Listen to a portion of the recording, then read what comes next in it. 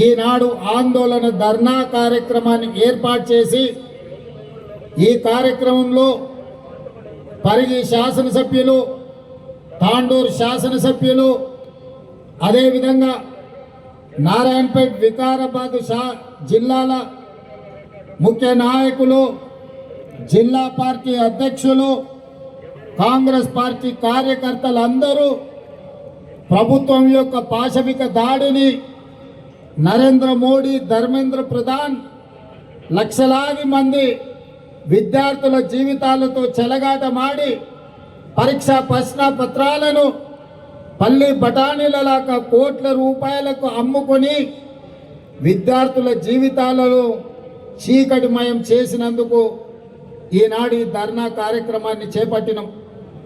మిత్రులారా, ఢిల్లీ నడి వీధుల్లో జంతర్ మంతర్ నుంచి చలో పార్లమెంట్ మార్చ్ కార్యక్రమాన్ని ఏ రాజకీయ పార్టీనో, రాజకీయ పార్టీల కార్యకర్తలు తీసుకోలేదు. నీట్ పరీక్షలు, నీట్ అంటే ఎంబీబీఎస్, బీడీఎస్, ఇతర డాక్టర్లు కావాలని ఇంటర్మీడియట్ పూర్తి చేసుకున్న పరీక్షలు పూర్తి చేసుకొని డాక్టర్లు కావాలని కేంద్ర ప్రభుత్వం నిర్వహిస్తున్న పోటీ పరీక్షలో లక్షలాది మంది దేశం నలుమూలల యువకులు, యువతులు ఈరోజు ఆ పరీక్షలు రాశారు. వాస్తవంగా డాక్టర్లకు అందరికీ జాతీయ స్థాయిలో పోటీ పరీక్షలను నిర్వహించి జాతీయ స్థాయిలో మెడికల్ కాలేజీల్లో ఉన్న ఖాళీ సీట్లను, ఇందులో ర్యాంకులు సాధించిన పిల్లలకు డాక్టర్లుగా ఎంబీబీఎస్లో, బీడీఎస్లో, ఇతర శాఖలలో, ఇతర తరగతుల్లో అడ్మిషన్లు ఇవ్వాలి. దానికోసము రాష్ట్రాల వారీగా కాకుండా కేంద్ర ప్రభుత్వమే స్వయంగా చట్టాన్ని సవరించి 2016 నుంచి పోటీ పరీక్షలు నిర్వహిస్తుంది. ఈ పోటీ పరీక్షల ద్వారా లక్షలాది మంది చదువుకునే విద్యార్థులు డాక్టర్లుగా సీట్లు పొంది జాతీయ స్థాయిలో ర్యాంకులు పొంది ఈనాడు అడ్మిషన్లు రావాలి. అలాంటి నీట్ పరీక్షల్లో ప్రశ్నపత్రాలను రాజస్థాన్లో, మధ్యప్రదేశ్లో, ఉత్తరప్రదేశ్లో ఎక్కడెక్కడైతే కేంద్ర ప్రభుత్వం, భారతీయ జనతా పార్టీ అధికారంలో ఉందో ఆయా రాష్ట్రాలలో ఈ ప్రశ్నపత్రాలను కోట్ల రూపాయలకు తెగనమ్ముకొని వేలాది కోట్ల రూపాయలు భారతీయ జనతా పార్టీకి సంబంధించిన నాయకులు ఈనాడు సొమ్ము మూటగట్టుకొని పిల్లల జీవితాలతో చెలగాట మాడిన దాన్ని చూడి ఉండబట్టలేక లక్షలాది మంది విద్యార్థుల జీవితాలతో చెలగాట మాడుతున్న కేంద్ర విద్యాశాఖ మంత్రి ధర్మేంద్ర ప్రధాన్ రాజీనామా చెయ్యాలి అని దేశం నలుమూలలో ఉన్న యువకులు ఢిల్లీ జంతర్ మంతర్లో కదము దొక్కి ధర్మేంద్ర ప్రధాన్ రాజీనామాను డిమాండ్ చేసి గత కొన్ని రోజులుగా ఈ డిమాండ్ నిరసన కార్యక్రమాలు జాతీయ స్థాయిలో వివిధ రాష్ట్రాలలో రాజకీయాలకు అతీతంగా ఈ భారత సమాజం అంతా చైతన్యమై కేంద్ర మంత్రి రాజీనామా చేయాల్సిందే, ప్రశ్నపత్రాలను అమ్ముకున్నోళ్లను జైల్లో పెట్టి కుళ్ళపడవాల్సిందే అని నిరసన కార్యక్రమాలు జరుగుతున్నాయి. ఈ నిరసన కార్యక్రమాలను, ప్రజల ఆందోళనను పరిగణలోకి తీసుకొని ఈ దేశ ప్రధానమంత్రి నరేంద్ర మోడీ గారు ధర్మేంద్ర ప్రధాన్ను బర్తరఫ్ చేసి ప్రశ్నపత్రాలు అమ్ముకున్న వాళ్ళని అరెస్టు చేసి జైల్లో పెట్టాల్సింది పోయి తిహారీ జైల్లో వాళ్లకు చిప్పకూడు తినిపించాల్సింది పోయి జంతర్ మంతర్ నుంచి పార్లమెంట్ వైపు నిరసన తెలుపుకుంటూ వెళుతున్న వేలాది మంది విద్యార్థులను లాఠీ చార్జులతో, బాష్పవాయు గోళాలతో ఈ విద్యార్థుల మీద పాశవిక దాడి చేసింది. ఈ దాడుల్లో ఆడపిల్లలు వందలాది మంది తీవ్రమైన గాయాలకు లోనైన ఆడపిల్లలు బట్టలు చించిండ్రు, వాళ్ళ గొంతు నులిమిండ్రు, మగపిల్లల్ని తలకాయలు బలగొట్టిర్రు, చేతులు ఇరగొట్టిండ్రు. ఇవాళ వందలాది మంది ఆసుపత్రుల్లో ఈరోజు చికిత్స పొందుతున్నారు. పదుల సంఖ్యలో విద్యార్థులు మాయమైనరు, వాళ్ళని పోలీసులు ఎత్తుకుపోయినరా, బీజేపీ నాయకులు కిడ్నాప్ చేసిండ్రా, ఈరోజు తెలియని పరిస్థితి. అందుకే ప్రతిపక్ష నాయకుడు సడక్ సే లేకర్ సంసద్ తక్ लड़ाई जारी रहेंगे। जो जिन लोग विद्यार्थियों को जंतर मंतर में अब लाठी चार्ज किए, आप गोली चलाए, उनके तरफ मैं आवाज उठाऊंगा, उनके मदद में मैं मैदान में आऊंगा। ये मेरा जिम्मेदारी है। मैं ये नौजवानों को हिम्मत दिलाना चाहता हूं అని రాహుల్ గాంధీ, ప్రియాంక గాంధీ గారు మల్లికార్జున్ ఖర్గే నాయకత్వంలో ఆయన ఇంటి నుంచి ప్రధానమంత్రి ఇంటి ముట్టడికి బయలుదేరి, మిత్రులారా, ప్రజాస్వామ్యంలో నిరసన తెలపడం అనేది డాక్టర్ బాబాసాహెబ్ అంబేద్కర్ మనకిచ్చిన రాజ్యాంగ హక్కు. పార్లమెంటరీ వ్యవస్థలో ప్రజల సమస్యల్ని ప్రస్తావించడం ప్రజాప్రతినిధుల బాధ్యత.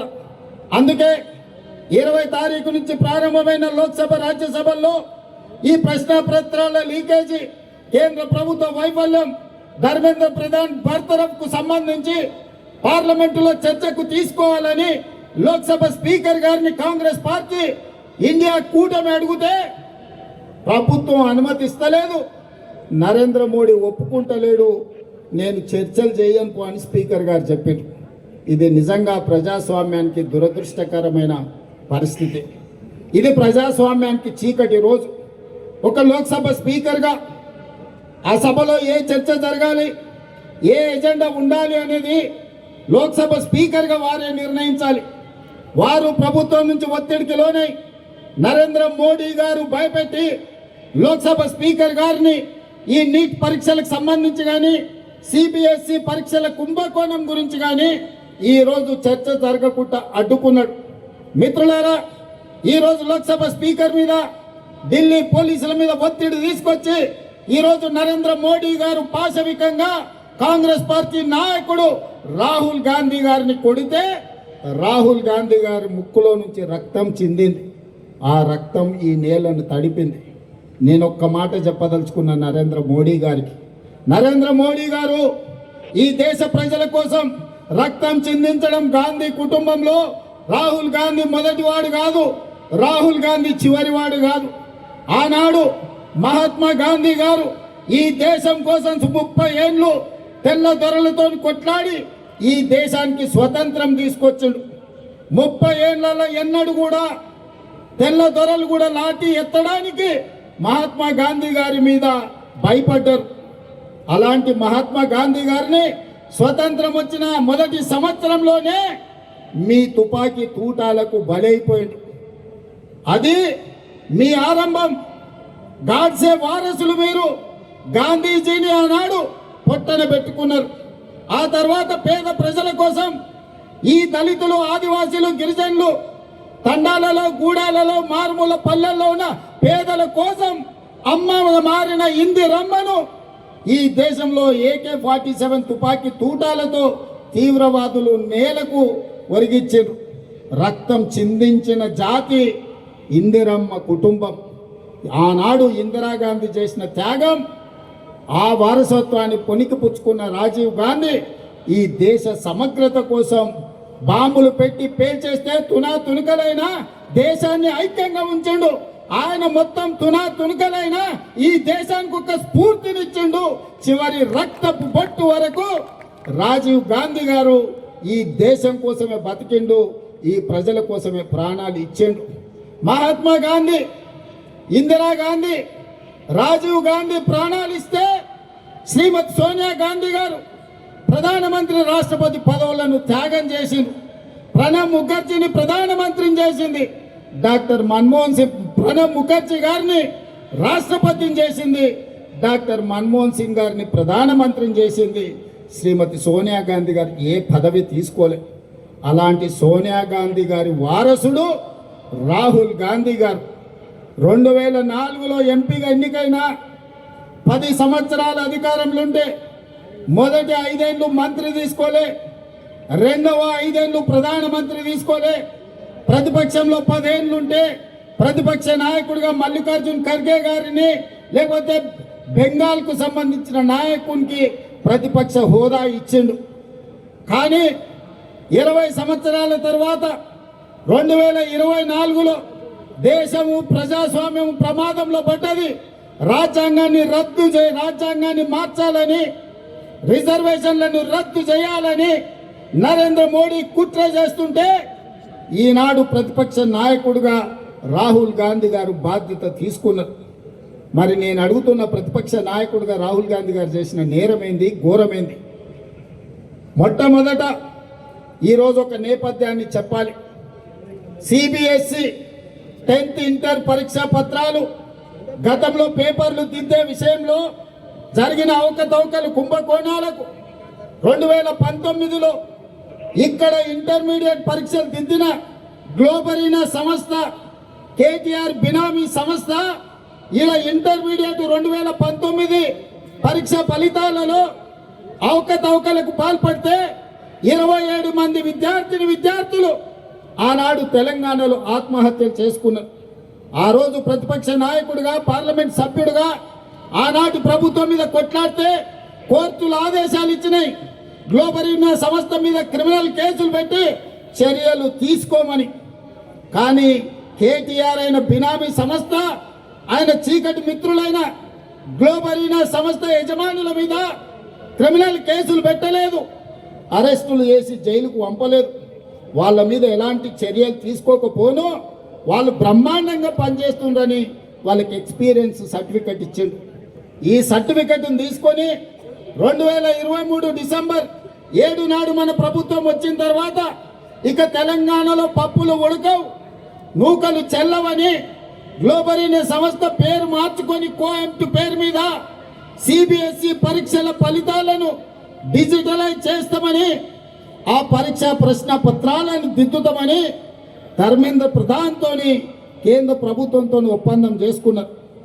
ఆ టెండర్లో కేవలం వాళ్ళకు సరిపోయే విధంగా, గ్లోబరీనా సంస్థకు సరిపోయే విధంగా నియమ నిబంధనలు పెట్టి సిబిఎస్ఈ పరీక్షలను దిద్దే కాంట్రాక్టు తీసుకొని అందులో అవకతవకలకు పాల్పడితే లక్షలాది మంది విద్యార్థుల భవిష్యత్తు గందరగోళమైతే పరీక్షా పత్రాలను దిద్దింది రద్దు చేసి సిబిఎస్ఈ మళ్ళీ పరీక్షా పత్రాలను మళ్ళీ దిద్దాల్సిన పరిస్థితి. దాంతో చాలా మంది విద్యార్థులు ఆత్మహత్యలు చేసుకున్నారు. ఆనాడు బీఆర్ఎస్ ప్రభుత్వంలో ఇంటర్మీడియట్ విద్యార్థుల జీవితాలతో చెలగాటమాడిన గ్లోబరీనా సంస్థ మీద క్రిమినల్ కేసులు పెట్టి అరెస్టులు చేసి జైలుకు పంపకపోవడం వల్ల కేటీఆర్ బినామీ సంస్థ అయిన గ్లోబరీనా కేంద్ర ప్రభుత్వంలో సిబిఎస్ఈ ప్రశ్న పత్రాలను, పరీక్షలను తమ అవినీతికి వాడుకున్నారు. ఇదే కేటీఆర్ ఢిల్లీ బీజేపీలతో మాట్లాడి వాళ్లకు కాంట్రాక్టులు ఇప్పించాడు. ఆ విధంగా సిబిఎస్ఈ పరీక్షలు, ప్రశ్న పత్రాలను కుంభకోణాలకు పాల్పడ్డప్పుడు ఈ కోఆంట్ సంస్థను మీరు అరెస్టు చేయకపోవడము, కేంద్ర ప్రభుత్వం చర్యలు తీసుకోకపోవడం వల్ల నీట్ పరీక్షల్ని నిర్వహించే వాళ్ళకు కూడా ధైర్యం వచ్చింది, దొంగతనం చేయాలన్న ఆలోచన వచ్చింది. జాతీయ స్థాయిలో నిర్వహించే నీట్ పరీక్షల్లో ప్రశ్న పత్రాలను బజార్లో పల్లి బఠానీలలా అమ్ముకున్నారు. రాజస్థాన్ కోటాలో, మధ్యప్రదేశ్లో, వివిధ ప్రాంతాలలో బీజేపీ ప్రభుత్వం ఉన్న రాష్ట్రాలలో నీట్ పరీక్షల ప్రశ్న పత్రాలను తెగనమ్ముకొని కోట్ల రూపాయలు సంపాదించుకున్నారు. అందుకే ఇవాళ వేలాది మంది విద్యార్థులు సిబిఎస్ఈలో జరిగిన అవకతవకలు, నీట్ పరీక్షల్లో జరిగిన అక్రమాలను చర్యలు తీసుకోవాలి, కేంద్ర మంత్రి ధర్మేంద్ర ప్రధాన్ మంత్రివర్గం నుంచి బర్తరఫ్ చేయాలి అని ఢిల్లీ వీధుల్లో వేలాది మంది విద్యార్థులు కదం దొక్కింది. తప్పు జరిగిన కేంద్ర ప్రభుత్వం, ప్రధానమంత్రి నరేంద్ర మోడీ ఈ దేశ ప్రజలకు క్షమాపణ చెప్పి ధర్మేంద్ర ప్రధాన్ బర్తరఫ్ చేయాల్సింది వదిలేసి నిరసన తెలుపుతున్న వేలాది మంది విద్యార్థుల మీద లాఠీ చార్జ్ చేసి బాష్పవాయువు గోళాలను ప్రయోగించండి, తుపాకీ తూటాలను పేల్చండి, వందలాది మంది విద్యార్థులను గాయపరచండి, తలకాయలు బగలగొట్టిండు, చేతులు విరగొట్టిండు.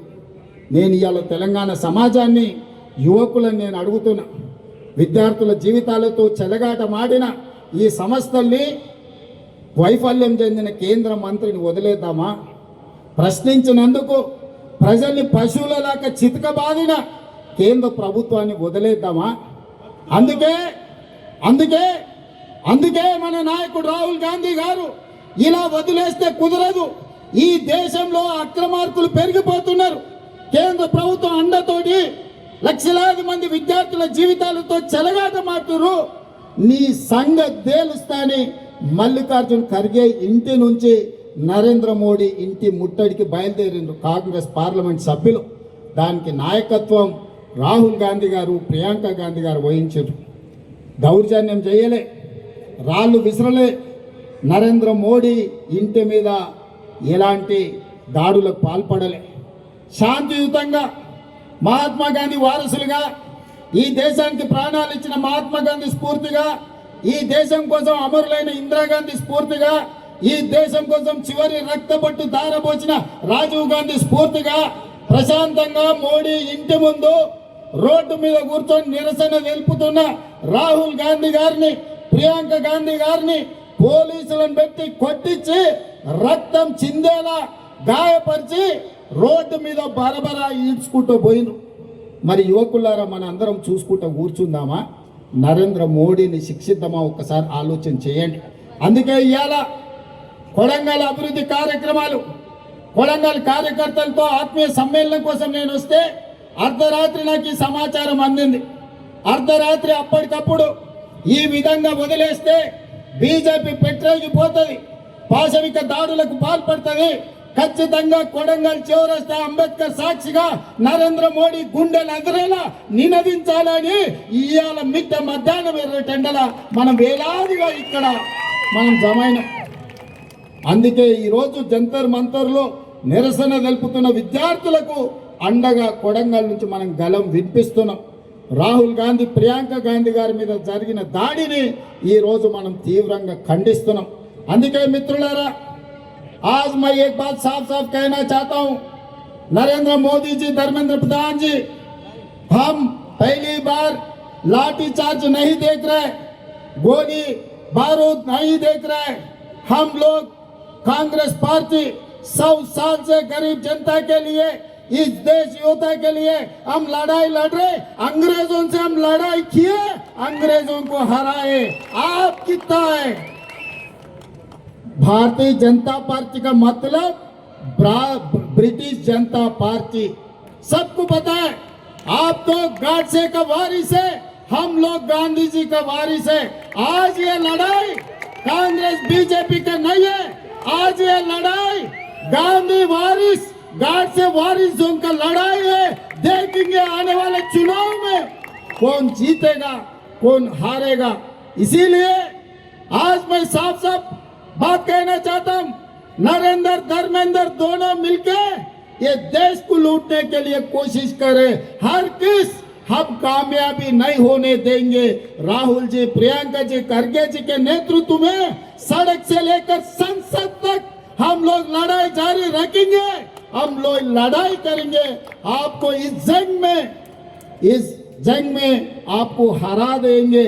मोदी जी, ये बच्चों के जीवन से, इस देश से आप खेल ले रहे। आप लोग झूठ बोलने से ये देश खामोश नहीं बैठने वाले। इसीलिए आज इस देश में सब जवान खड़ा होकर मोदी जी के खिलाफ लड़ने के लिए तैयार हो गए। हमारा मदद ये युवता को है।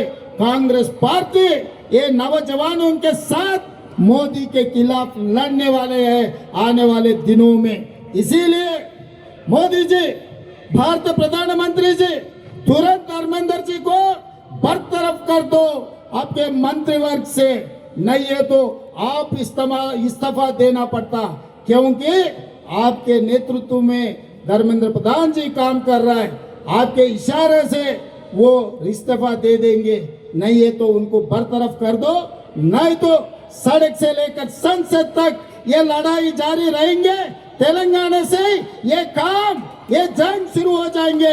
इसीलिए आज कोडंगल से अंबेडकर के साक्ष के, अंबेडकर के सामने आज हम प्रतिज्ञा ले रहे हैं। आपको आने वाले दिनों में कुर्सी से हटाएंगे, राहुल जी को प्रधानमंत्री कुर्सी में बिठाएंगे। आप लोग सब तैयार हैं? आप लोग तैयार हैं? तैयार हैं? तैयार हैं? तैयार हैं? जो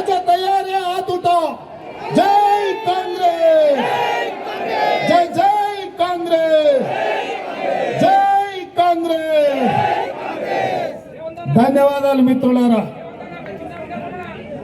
కాంగ్రెస్ పార్టీ మోదీ డౌన్